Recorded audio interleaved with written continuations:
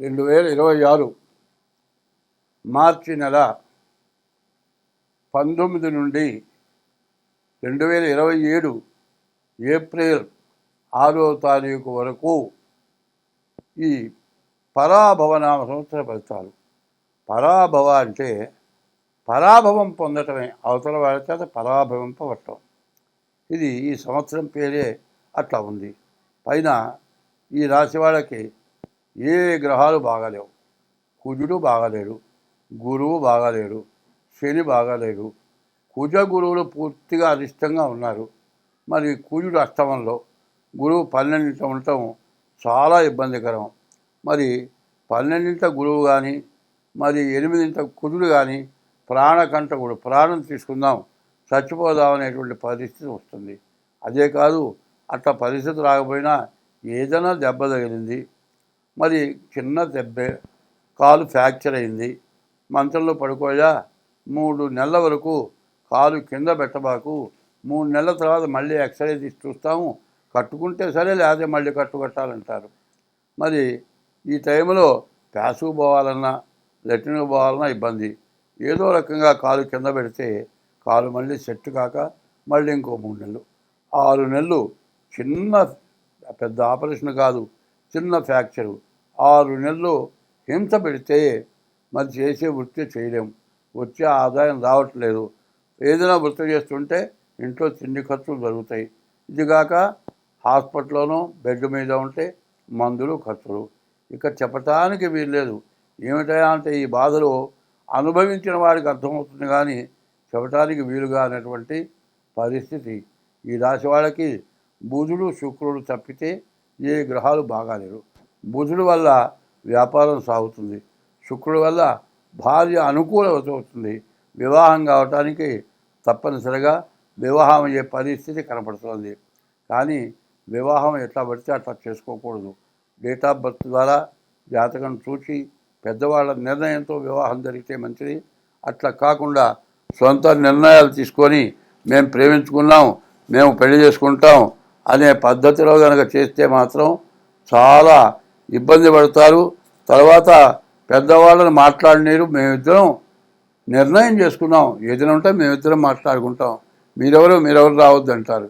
ఇట్లా తయారై బజార్న పడి గందరగోళాలు అయ్యే పరిస్థితులు బాగా ఎక్కువగా కనపడుతున్నాయి. ఈ కర్కాటక రాశి పరిస్థితి పూర్తిగా బాగాలేదు. అయితే ఈ రాశికి 2 ఆదాయం 11 ఖర్చు ఉంది. ఆదాయం కంటే ఖర్చు బాగా ఎక్కువగా కనపడుతుంది. కాబట్టి ఈ రాశి వాళ్ళు ఎంత జాగ్రత్త పడితే అంత మంచిది. స్వస్తి. 26వ సంవత్సరం మార్చి నుండి 2026వ సంవత్సరం మార్చి 19వ తారీఖు నుండి 2027 ఏప్రిల్ 6వ తారీఖు వరకు పరాభవనామ సంవత్సరం జరుగుతుంది. ఈ పరాభవనామ సంవత్సరంలో 6వ రాశి కన్యారాశి. 5 రాశులు అయిపోయినాయి.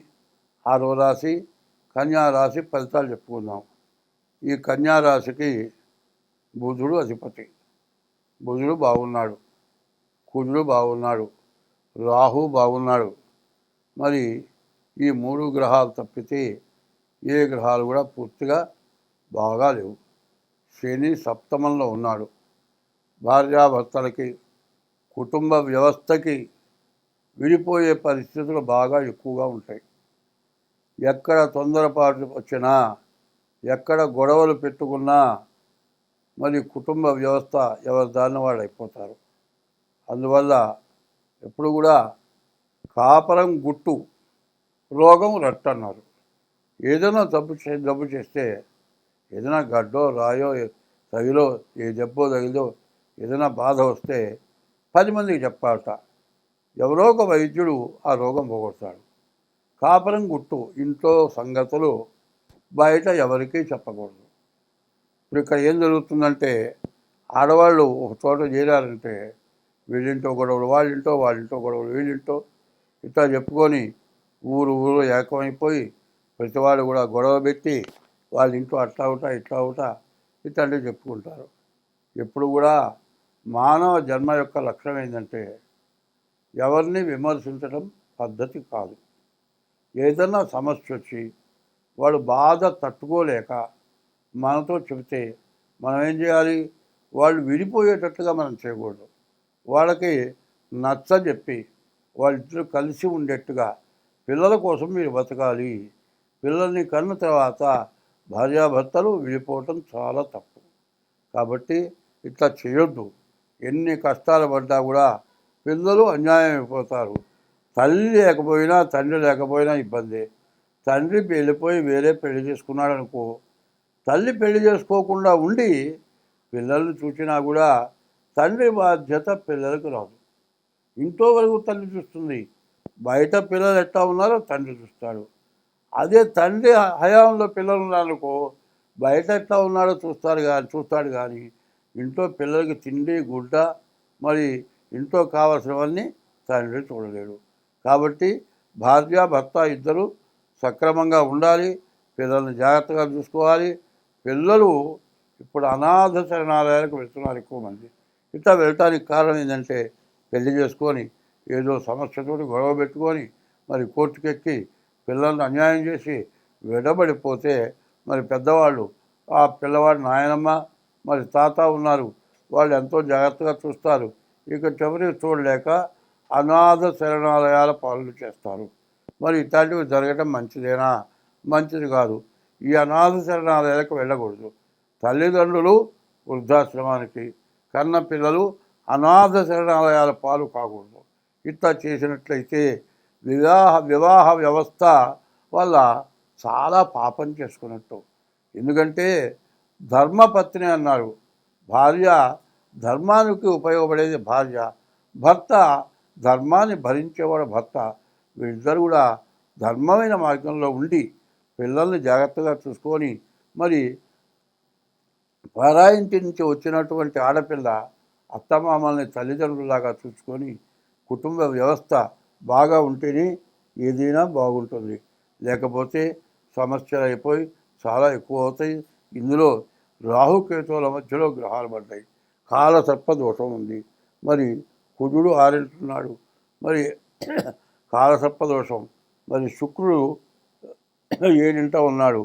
అయితే శుక్రుడు బాగాలేడు, శని బాగాలేడు, రవి బాగాలేడు, గురువు బాగాలేడు. మరి ఇట్లా అన్ని గ్రహాలు బాగాలేవు. ఉన్న వాటిలో 3 గ్రహాలే, కుజుడు బుధుడు రాహు. ఈ 3 గ్రహాలు తప్పితే ఏ గ్రహాలు కూడా బాగాలేవు. దీనివల్ల చాలా సమస్యలు చాలా ఇబ్బందులు ఉన్నాయి. కాబట్టి ఎంత జాగ్రత్త పడితే అంత మంచిది. ఏదో ఎట్లా పోతుంది అని ఆలోచన చేయటం కాదు.